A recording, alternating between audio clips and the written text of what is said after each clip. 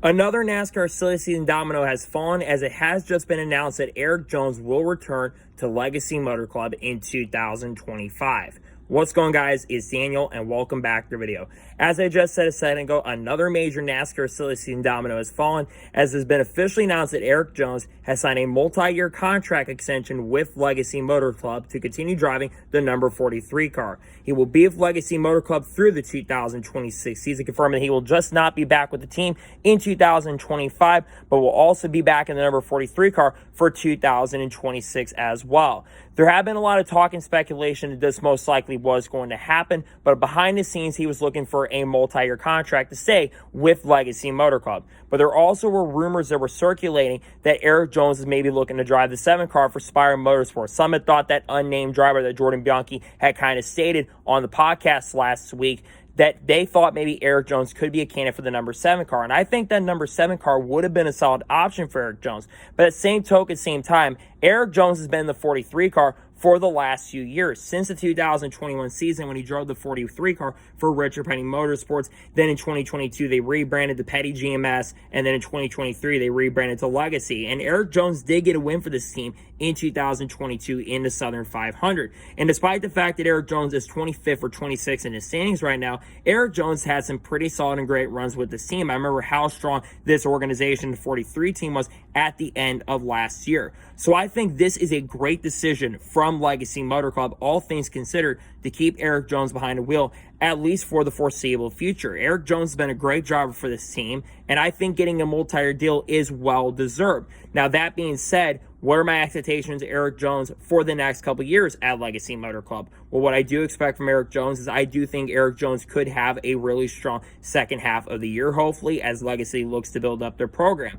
I think Erik Jones next year will be a playoff contender. I feel like Legacy recently has been showing a lot more pace and speed. They're really good at the Brickyard 400, and they were pretty fast at Pocono as well. Erik Jones got his first top 10 of the season there. And I also look at tracks like the Southern 500 going into the next couple years, where I think Erik Jones could be a sleeper pick at that track, and also Darlington in the spring as well. I think Erik Jones deserves this contract extension. I think he's earned the right and opportunity to stay with this team for 2025 and going into the future, because he's been really good with the team the last couple of years. And I think he's going to do a very strong job with Legacy Motor Club for the coming few seasons. So with Erik Jones staying in the 43 car, what does this mean for the 42 car next year? Well, it is expected and pretty much been confirmed at this point, more than likely, but John Hunter Nemechek will be back in the 42 car for 2025 as well, more than likely. John Hunter has a multi-year deal, for what I understand. Yes, contracts can easily be broken, but John Hunter Nemechek more than likely will be staying with Legacy Motor Club, at least for the foreseeable future. So with Erik Jones being off the list of candidates who will be in a 7 car for Spire next year, because we know Corey LaJoie will not be back with the 7 next year, what does this mean for the 7 car going forward? Well, obviously the big hot rumor right now is that Justin Haley more than likely is the lead candidate to drive the 7 car next year. Erik Jones haven't mentioned as a possibility to go over there, but Justin Haley's been the hot-headed rumor who could go over there as well. Now, some have obviously speculated maybe Kyle Busch could find a way out of his contract at Richard Childress Racing, but to be fair, they just had a pretty big win at Richmond, so I'm not sure if you want to leave RSR after they found something, at least on the 3 car. And to be fair, even though Kyle Busch didn't run amazing at Richmond, he still got a top 15 finish, all things considered, and maybe they're starting to hit their stepping stone and starting to go into the right direction. So I don't know right now, Spire will be better than RCR, though I do think RCR is in a great organization at the moment, but they are planning to make some big hirings over there. So what does this mean for the rest of the silly season going forward with Erik Jones being off the market? It doesn't change a lot of things outside of that. Bubba Wallace is expected to return to 2011 racing for 2025. He's expected to sign a contract more than likely in the coming weeks. We also know that 2011, once the contract and once the charter agreement gets finalized, we are expecting that they're going to get a third charter for Riley Herbst. I know Riley stated recently that he still doesn't have anything signed on the table yet for 2025, but I do expect that Riley Herbst is going to sign a contract extension or go sign a contract with 2311. Trackhouse Racing is expected to be a 3-car operation. We know Daniel Suarez basically will be back next year for 2025, but it's only a 1-year deal. We are expecting that Shane Van Gisbergen is going to get the 3rd Trackhouse seat for 2025, most likely numbered the number 97 car. We also know some other teams like Rico Racing, they're still looking for stuff for 2025. Ryan Preece could end up there, but he could also end up in Xfinity. Harrison Burton can end up over at Rick Ware. And we also could see Corey LaJoie, if Justin Haley goes maybe over to Spire. We could see Corey LaJoie go over to that number 51 car, but there's also rumors that he might go to the 19 truck for Mack and Hilgeman. I know Door Bumper Claire brought us up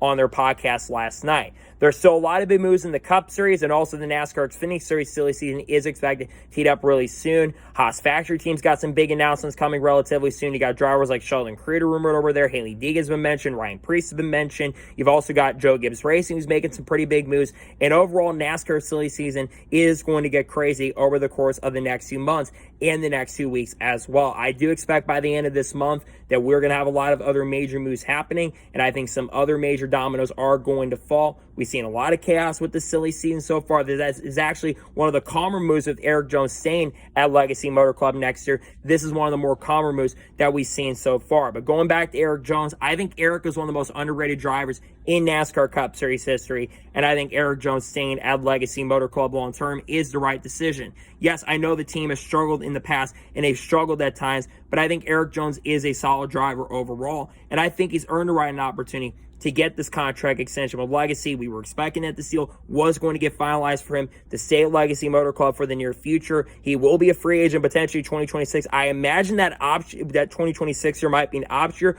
but also 2027 could be an option year for him as well. I'll have to look at the details and finalize that, and you'll probably hear more about that in the news video tomorrow. But I'm really glad to see Erik Jones has a ride for next year, isn't leaving his organization. As much as it would have been cool to see him drive the 7 car for Spire Motorsports, I am happy to see that he'll be staying with Legacy Motor Club long term as this organization looks to build up their program, looks to get better, and looks to get stronger going forward into the not-so-distant future. So like I said, I'm pretty happy to see this and glad to see that Erik Jones will be back with Legacy Motor Club for 2025 and for the near future going forward. So that is going to be today's special breaking news report. I want to thank you guys for watching. Please subscribe to the channel, notifications on, so if I win a video does go live on my channel. Follow me Twitter, Facebook, and Instagram, and support on Patreon as well. Links description below that, and comment your thoughts below on today's episode. What are your thoughts about Erik Jones returning to Legacy Motor Club for 2025? Let me your thoughts in the comments below. And what are your expectations for Erik Jones for 2025, and do you think he's going to improve at Legacy going forward? Let me know your thoughts in the comments below. There won't be any more videos more than likely dropping today. If there's a penalty surrounding Austin Dillon and Joey Logano, we'll discuss that more than likely tomorrow on the channel. Then on Wednesday, we're going to have a NASCAR news video, discuss news over the course of the last couple days. We're also going to have Xfinity Series race picks dropping on the channel as well for the Cabo Wabo 250. We're also going to have Cup Series race picks for the Firekeepers Casino 400, and we'll also have some other content like paint scheme videos. And if any other major NASCAR news breaks throughout the course of the next couple weeks, we're going to go ahead and discuss it here on the channel because we're expecting a lot of major silly season news and some pretty big news dropping by the end of this week as well. So anyways, like I said, I want to thank you guys for watching today's episode, and I'll see you guys next time for more great, awesome NASCAR content and other motorsports content on the channel like this. Take care, everybody.